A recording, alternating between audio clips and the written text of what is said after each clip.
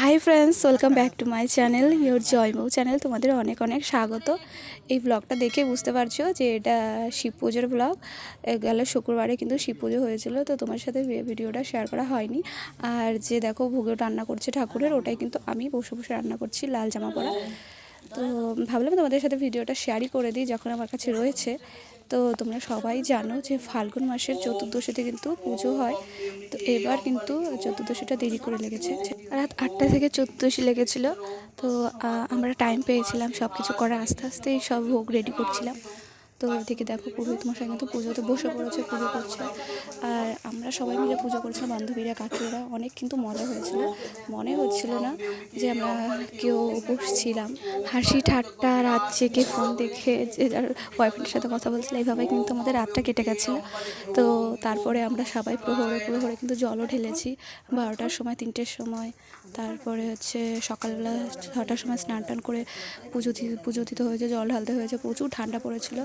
তো আর কি বলে, চতুর্দশী মানে কিন্তু তোমরা অবশ্যই জানো যে হ্যাঁ, ফাল্গুন মাসের চতুর্দশীতে এই দিনই কিন্তু আমাদের ভোলানাথ আর মা পার্বতী কিন্তু বিয়ে করেছিলেন, মানে ওনারা বিয়ে করেছিলেন। তো আজকে ওনাদের বিবাহ বার্ষিকী, সবাই জানো এটা।